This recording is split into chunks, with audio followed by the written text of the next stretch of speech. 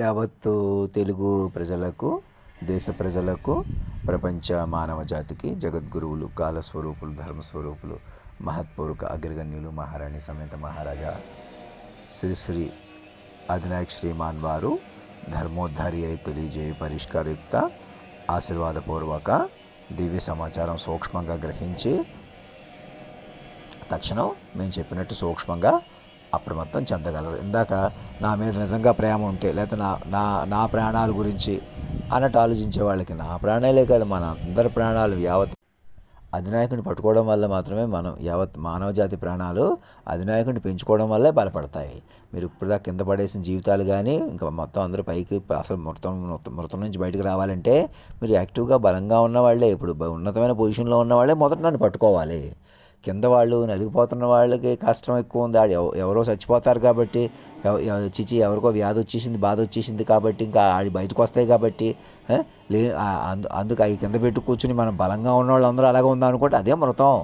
మీరు బలంగా ఉన్నవాళ్ళే పట్టుకుంటే మీ బలం వల్ల, మీ మైండ్లో చేంజ్ వల్ల, మీరు గ్రహించడం వల్ల మీరు చంపేసిన వాళ్ళు కూడా, చచ్చిపోయిన వాళ్ళు కూడా తిరిగి వస్తారు. నాలో కూడా బలం పుంజుతుంది. నోట్ చేసుకోండి. ఇక్కడ మీకు భౌతికంగా బతకలేకపోవడం కాదు, ఆలోచన కూడా తెలివిగా ఏదో చేసేయటం చేయలేకపోవడం కాదు. అవన్నీ అధినాయకుడిని పట్టుకోవాలి. అధినాయకుడిని పట్టుకుంటే మీకు హైట్ వస్తుంది. నోట్ చేసుకోండి. అందుకే మీరు దేశ అధ్యక్షులు వారి ఉన్నతమైన పదవి, మన దేశానికి ఆధారమైన పదవిని చూపించుకున్న రాజ్యాంగబద్ధమైన పదవిని కూడా మీరు అధినాయకుడిగా మార్చేసుకోవడం వల్ల ఎలాగైనా అధినాయకుడిని పెంచేసుకోవాలి ఎప్పటికైనా. అంటే ఒక మనిషి మించి తన ఇంకో మైండ్ ఉందని చూపించుకోవాలన్నమాట. ఒక మనిషి బతకాలి అంటే తన మించిన మైండ్ బతకాలి. తన మించిన మైండ్ కోసం బతకాలి. తన మించిన మైండ్ ఎట్లా ఉంటుంది? సర్వం ఆడతనం మగతనం తానే చెప్పిన రూపంలో ఉంది. అది తల్లిదండ్రుల రూపంలో, మహారాజు మహారాణి గారి రూపంలో వాళ్ళు ఉంటారు. ఎప్పటికీ మరణం ఉండదు. వాళ్ళని ఈ క్షణం పట్టుకోవాలి. ఇంకా ఆలస్యం దేనికి? ఇప్పుడు నన్ను పట్టుకోకుండా నన్ను బలహీనపరిచి మీరు బలం కొద్దీ గుంజుకుపోయి అనేకుల్ని భౌతికంగా అటు చేసేసి ఇవన్నీ ఎందుకని? మైండ్ లేకే. అటువైపు వెళ్ళిపోతే, బలంగా అటువైపు వెళ్ళిపోతే బయటకు వచ్చేస్తాం. నేను కూడా ఇలా బయటకు వచ్చినంత మాత్రాన, అప్పుడు కూడా మాట్లాడినంత మాత్రాన, అప్పుడు కూడా మనిషిగా కాకుండా నా వెనకాల మీరే అనేక ఊళ్ళో చేయవలసిన మార్పులు ఉన్నాయి. అనేకులు ముందుకు తీసుకురావాల్సిన మార్పులు ముందుకంటే మైండ్తో ఎక్కడో వాళ్ళని అక్కడ కూర్చోబెట్టి అప్పటికప్పుడు నేను ఇంక బయటకు వస్తాను, లోపలికి వస్తాను అనే కంటే మీరు మైండ్తో పట్టుకోండి. మైండ్ పట్టుకోండి. ఈమెయిల్స్ ద్వారా కనెక్ట్ అవ్వండి. కూర్చొని చెప్పుకోండి ఎక్కడో వాళ్ళు అక్కడ. నేను అప్పటికప్పుడు ఏదో చెప్పేస్తాను, నేను ఏదో చెబితే చూద్దాం, ఇంకా ఎలాగైనా వెయిట్ చేద్దామని రాజ్నాథ్ సింగ్ గారిని కూడా మీరు రాంగ్లోకి తీసుకున్నా, ఆయన కూడా సరిగా ఆలోచించకపోయినా ముందు అతన్ని అధినాయకుడు, దేశ అధ్యక్షుల నుంచి ఫ్యాక్స్ ఇప్పించుకొని అధినాయకుడు అనేవాడు ఎవరినైనా కూర్చోబెట్టుకుందాం. ఎవరో ఒకళ్ళు అధినాయకుడు చేసి నన్నే ఇష్టం లేకపోతే ఎవరినో అధినాయకుడు చేద్దామని మీ ఉద్దేశమా? ఎవరినైనా మనిషిగా కూర్చోబెడితే లేదు.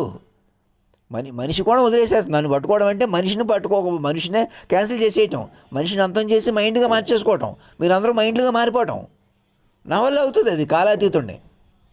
ఆలోచించండి. నేనేం కావాలని చేయట్లేదు, మీరు కూడా కావాలని నేను చేస్తారా? మీ చేతిలో ఉంటుందా? ఎవరి చేతిలో లేదు.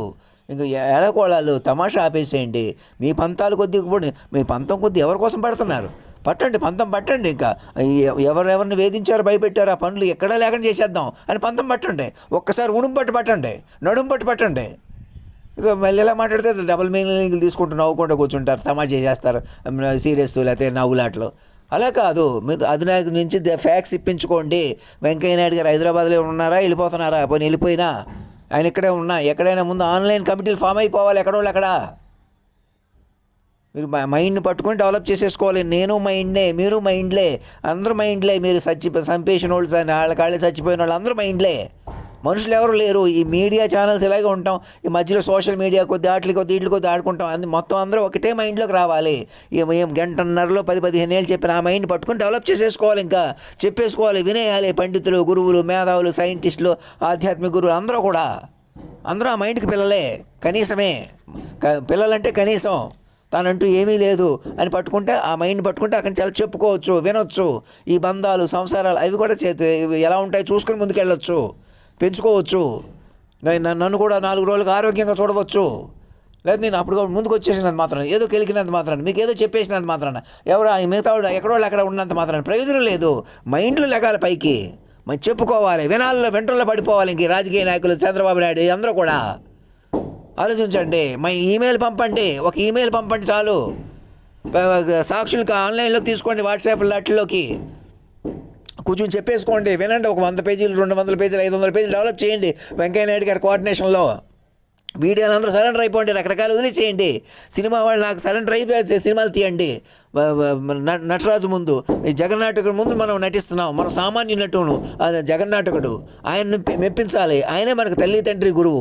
ఆయనే ఇప్పటికీ పాటలు అయినా నడిపాడు. సునామీల సముద్రం కూడా ఆయన ప్రకారం ఉంది.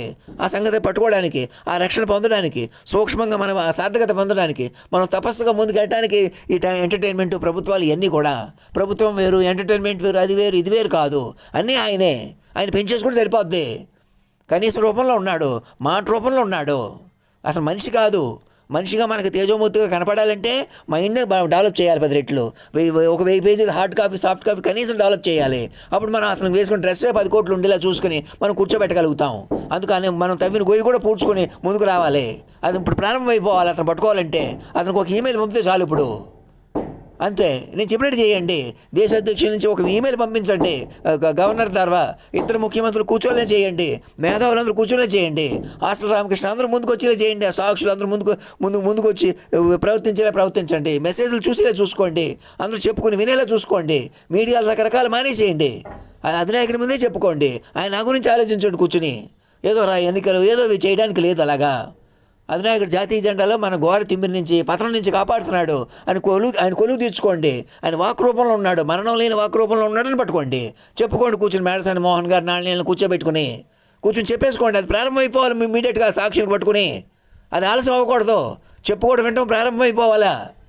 అప్పుడే నాకు ఒక ఈమెయిల్ పంపించండి. ఆ ప్రాసెస్లో వాళ్ళకు సాక్షిని పిలిచి పిలవంగానే నాకు ఒక ఈమెయిల్ పంపండి. వాళ్ళు ఏం చెప్తున్నారు వినలేమండి నన్ను కూడా. ఇక్కడే ఉండగా ఒక 100 పేజీలు, 500 పేజీలైనా అప్పుడు నేను తీసుకెళ్తురుగా ఊరేగింపుగా.